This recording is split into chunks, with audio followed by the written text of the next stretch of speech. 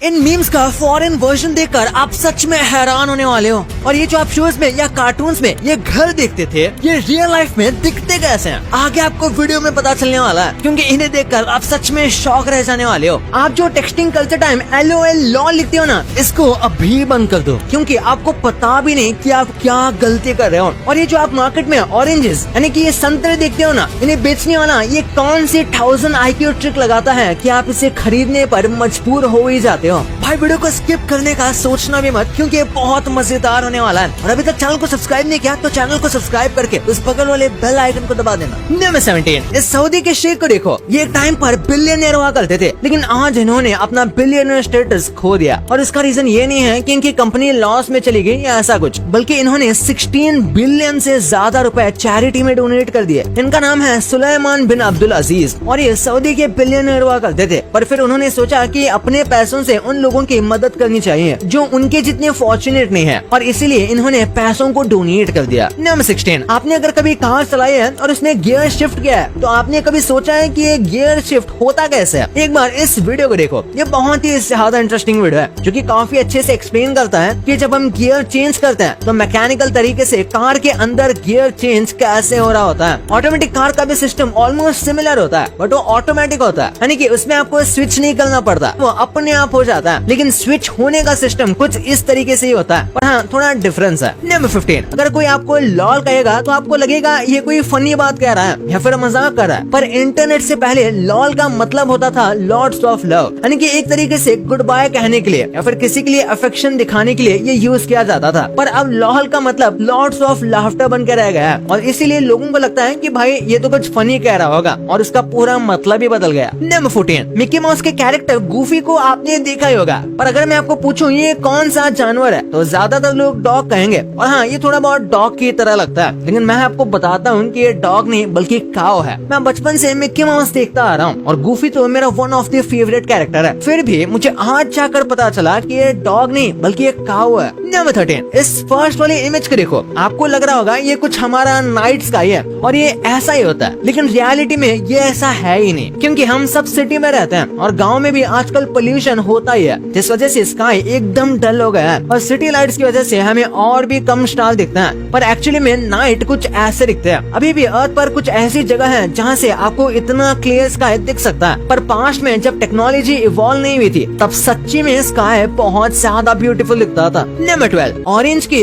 यानी कि संतरों की ये पैकेजिंग आपके साथ साइकोलॉजिकल ट्रिक खेलती है। आपने देखा होगा ऑरेंज को हमेशा रेड कलर के नेट में पैक किया जाता है और लेमन्स को ग्रीन कलर के नेट में। अब ये है एक साइकोलॉजिकल ट्रिक, मैं फिर कहूँ फेनोमेना, जैसे मनकर व्हाइट इफेक्ट कहा जाता है। हमारा दिमाग कलर को कलर से ही नहीं दिखता, बल्कि वो बैकग्राउंड और लाइट के हिसाब से कलर को थोड़ा बहुत चेंज करके प्रोसेस करता है। इस चीज को कलर कॉन्स्टेंसी कहा जाता है। जैसे कि आपने नोटिस किया होगा कि आप कोई स्पेसिफिक कलर के कपड़े पहनते होंगे तो आप ज्यादा गोरे दिखते हो। उसका मतलब ये नहीं कि आप गोरे हो, बस हमारा दिमाग कुछ इस तरीके से उस चीज को प्रोसेस करता है। और सिमिलरली जब इन रेड नेट में हम ऑरेंजेस को देखते हैं तो ये ज्यादा फ्रेश और ज्यादा ऑरेंज दिखते हैं, जबकि नेट के बिना आप देखोगे तो वो ऐसे नहीं होते। और सिमिलरली लेमन के साथ भी ऐसा ही किया जाता है, ग्रीन नेट से वो ज्यादा येलोइश दिखते हैं, इसका मतलब वो ज्यादा फ्रेश दिखते हैं। नंबर 11, मधुमक्खी जो होती है उसके नजर से इंसान कुछ ऐसे दिखते हैं। हाँ भाई बिलीव नहीं हो रहा, पर ये बिल्कुल सच है। इनके पास 5 आंखें होती है, जिस वजह से ये काफी फास्ट प्रोसेस करते हैं। पर क्या होगा अगर मैं आपको कहूँ कि इन 5 आंखें होने के बावजूद भी इनको ये यूज नहीं करते। इनको इंसान किसी फ्लावर के पोलन जैसे दिखते हैं, लेकिन उसके बाद भी ये कुछ फेस शेप या फेस स्ट्रक्चर्स रिकॉग्नाइज कर सकती हैं। और यही एक रीजन है कि अपने एंटीना और फेरोमोन्स कनेक्शन के जरिए अपना घर ढूंढती हैं, ना कि आंखों के जरिए। नंबर 10, जानवरों के अपने टेरिटरी होती है, और हमें भले ही जानवर बेवकूफ लगे पर ये अपने टेरिटरीज की काफी रिस्पेक्ट करते हैं। जैसे कि इन 6 वुल्व्स के ग्रुप को देखो, इनकी सारी लोकेशन को मॉनिटर किया गया था कि वो कहाँ जाते हैं, उस चीज को वो सब ट्रैक किया करते थे। और आप देख सकते हो ये 6 वुल्फ एकदम पास में होने के बाद भी एक दूसरे के टेरिटरी में बिल्कुल कम जाते हैं, यानी कि रेयरली बस 1-2 बार, वो भी शायद शिकार के चक्कर में जाते हैं, बट ये अपने बॉर्डर्स की काफी रिस्पेक्ट करते हैं और उन्हें पता है ये सर्वाइवल के लिए इम्पोर्टेंट है। नंबर 9, अगर ये आपको नॉर्मल ट्री लग रहा है तो आप गलत हो। इसे नॉर्मल ट्री मत समझ लेना, ये है ट्रीज की दुनिया का सलमान खान, क्योंकि पूरी दुनिया में ये सबसे ज्यादा फोटोग्राफ पेड़ है। यानी कि अगर देखा जाए कि सबसे ज्यादा कौन से पेड़ की फोटो खींची गई है तो इसका नाम ही आएगा। ये वनाका लेक में है, इसलिए इसे वनाका ट्री भी कहा जाता है। और इस अकेले ट्री का यहाँ होना इसे काफी यूनिक यूनिक बनाता है, जिस वजह से लोग इसकी काफी तस्वीरें भी खींचते हैं। नंबर 8, हाइकिंग करते हुए एक आदमी 24 घंटे के लिए गुम गया था। उसके बाद जो रेस्क्यू टीम उसे कॉल कर रही थी, उसे मैसेज कर रही थी या फिर बेसिकली उसके फोन से उसके पास पहुंचने की कोशिश कर रही थी, वो सारे फेल हो गए। इवन तो वहाँ पर नेटवर्क एकदम सही था।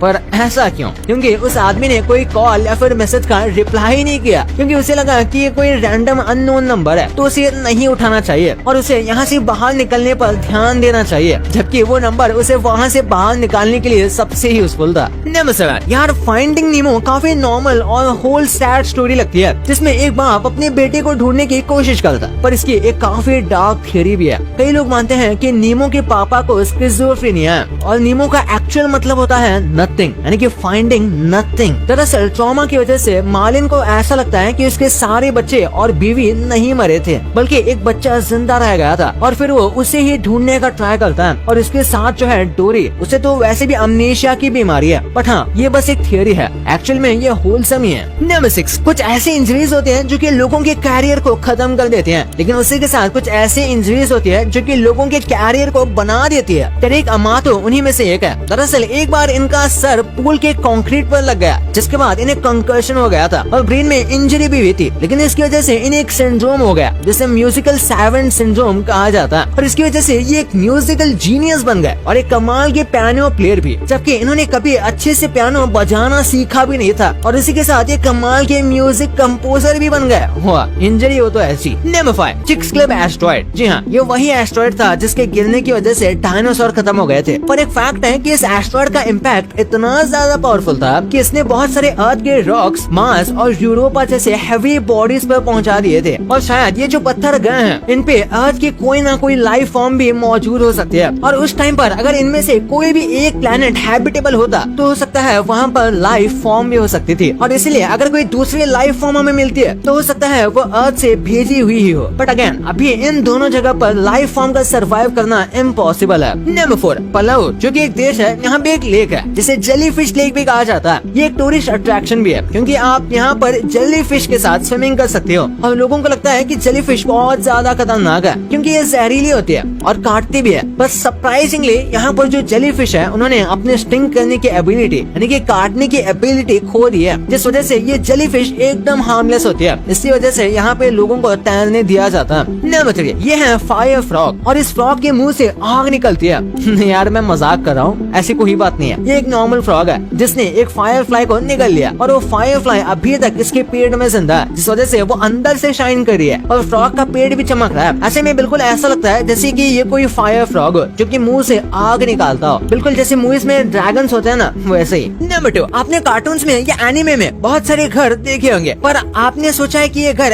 एक्चुअली रियलिटी में भी एग्जिस्ट करता है? तो हाँ, आप कह सकते हो कुछ हद तक मिलते जुलते घर सच में एग्जिस्ट करते हैं। सबसे पहले डोरेमोन, इसमें आपने नोबिता का घर देखा होगा जो कि इस टाइप का दिखता है, तो इससे बहुत ही मिलता जुलता घर सच में है। इस वीडियो को ध्यान से देखो क्योंकि इसमें बिल्कुल डोरेमोन जैसा घर है, उसके ही जैसे स्ट्रीट भी है जो सच में बहुत खूबसूरत लगता है। फिर स्पंजबॉब स्क्वायरपैंट्स में आपने स्पंजबॉब का ये पाइनएप्पल घर तो देखा ही होगा, जो इंडिया में तो ज्यादा फेमस नहीं है, पर इसकी पॉपुलैरिटी बाहर बच्चों में बहुत ज्यादा है। ये घर बहुत ही यूनिक है, जो पाइनएप्पल शेप में है, जो बहुत कूल लगता है। लेकिन उसे देखने के लिए आपको समुद्र के नीचे जाने की जरूरत नहीं है, बल्कि उसकी सेम रेप्लिका डोमिनिकन रिपब्लिक में बनी हुई है, जिसे निकलोडियन ने बनाया था। इसमें वही सेल फोन, रस्टी टीवी और वैसे ही एग्जैक्ट चीजें हैं जिससे इसकी रियलिटी और बढ़ जाए। फिर सिम्पसन्स हाउस, ये कार्टून अपनी फ्यूचर प्रेडिक्शन के लिए बहुत ज्यादा फेमस है, बट सिम्पसन का जो ये घर है ये रियल में भी एग्जिस्ट करता है। इसकी स्टोरी एक्चुअली में काफी इंटरेस्टिंग है। 1997 में 20th सेंचुरी फॉक्स स्टूडियोज ने एक जबरदस्त प्रमोशन आइडिया सोचा। उन्होंने निवाड़ा यूएसए में द सिम्पसन्स के घर का एक फुल साइज रेप्लिका बनाया और कॉन्टेस्ट में दे दिया। इस घर को बनाने में लगभग $1,20,000 यानी ऑलमोस्ट 1 करोड़ से ऊपर लगे, लेकिन कॉन्टेस्ट विनर ने घर की बजाय $75,000 कैश प्राइज ले लिया। इसलिए आज ये द सिम्पसन्स का घर सिर्फ एक कमर्शियल प्रॉपर्टी है। मिनी माउस, आपने ये घर शो में तो जरूर देखा होगा, पर इसका भी एक रियल लाइफ वर्जन है। ये देखो, ये 10,000 स्क्वायर फीट का पिंक प्लास्टिक घर कार्टून कार्टून वाले को देखकर बनाया गया है, जिसमें 100 गैलन पिंक पेंट और 20 पाउंड ग्लिटर यूज हुआ है। नंबर 1, आपने बहुत सारे मीम्स देखे होंगे, लेकिन आपने सोचा नहीं होगा कि इनके अलग अलग देशों में अलग अलग वर्जन्स भी है। हाँ, सभी मीम्स के लिए तो नहीं है, लेकिन थोड़े मीम्स के लिए जरूर है। जैसे सबसे पहले बात करें गंगम स्टाइल की। के पॉप को सबसे पहले पूरी दुनिया में अगर किसी ने फेमस कराया तो वो है गंगम स्टाइल, जिसने यूट्यूब पर आते ही सारे रिकॉर्ड्स तोड़ दिए थे। लेकिन इसका क्रेज इंडिया में इतना ज्यादा था कि इसे बहुत फेमस लोगों ने भी रिक्रिएट किया था, जैसे जैकी भगनानी, जिनकी अभी रकुल प्रीत से शादी भी है, उन्होंने भी ये स्टेप किया था। सिग्मा मेल, ये सिग्मा मेल वाला मीम पूरी दुनिया में ही वायरल है, क्योंकि पहले एंड्रयू टेट की वजह से लोग सिग्मा बन रहे थे, और जैसे ही क्रिस्टियन बेल की अमेरिकन साइको फेमस हुई तो इसने आग पकड़ ली, जिसके बाद तो ये बहुत ज्यादा फेमस हो गई, जिसे बहुत सारे बंदों ने रिक्रिएट किया है। इतना ही नहीं, इससे खुद मिस्टर बीस्ट ने भी कॉपी करने की कोशिश की है, लेकिन वो बात अलग है, उसमें बिल्कुल भी वो बात नहीं थी। और आपने इस एशियन सिग्मा मेल को भी देखा होगा, इसका भी मीम बहुत वायरल हुआ था, तो आप इसे कोरियन या फिर एशियन सिग्मा मेल भी कह सकते हो। ओ मीम, जब भी मीम में कोई बहुत खतरनाक सीन होता था, जैसे कि किसी की बेइज्जती हुई और बहुत सैवेज वाला मोमेंट, तब ये ओ वाले मीम को बहुत ज्यादा यूज किया जाता था, और अब भी किया जाता है, जिसकी शुरुआत एक रैप बैटल से हुई थी। लेकिन ये मीम इंडिया में इतना ज्यादा पॉपुलर हुआ कि यूट्यूब के ओजी क्रिएटर जैसे आशीष चंचलानी ने भी इसका अपना वर्जन बनाया था, जिसमें उनके फ्रेंड भी उनके उस मीम की तरह उछल देती हैं। या मीम, ये मीम इंडिया में बहुत ही फेमस हुआ था, बट फिर भी बाहर के किसी बंदे ने इसे रिक्रिएट तो नहीं किया, बट इंडिया में ही पूरा जान है इसे जरूर रिक्रिएट किया है, क्योंकि ऐसे ही पैरोडी वीडियोस लाते रहते हैं। वैसे आपको पता नहीं तो एक्चुअली ये या मीम इंडिया में लल्लन टॉप की वजह से फेमस हुआ था, जहाँ इनके बोलने का तरीका लोगों को बहुत यूनिक लगा। जय कि आए दिन कोई ना कोई चीज वायरल होती रहती है, लेकिन ये चीज इतनी ज्यादा वायरल हुई थी कि इसे खुद AI भी और लेजेंडरी एक्टर इरफान खान ने भी रिक्रिएट किया था, जिसमें उन्होंने भी ड्रेक की तरह ऑरेंज जैकेट पहनी थी और 2 तरह से रिएक्ट किया था, जिसका मतलब था यस और नो। भाई ये तो आपको पता चल गया, पर क्या आपको ये पता है कि ये बचपन के कार्टून या शोज अब देखने को क्यों नहीं मिलते, और सूटकेस या बैग्स में ये एक जिपर की जगह 2 जिपर्स क्यों दिए जाते हैं? GTA 5 गेम में जो आप कार से पोल को टकराते हो, इसकी असली रियलिटी जानकर आप सच में दंग रह जाने वाले हो। तो क्या रियलिटी है इस वीडियो में पता चलेगा, तो इस वीडियो को अभी जाके देखो, बहुत मजेदार वीडियो है। और अभी तक चैनल को सब्सक्राइब नहीं किया तो क्या कर रहे हो यार, चैनल को अभी सब्सक्राइब कर दो। तो मिलते हैं अगले वीडियो में, तब तक के लिए बाय।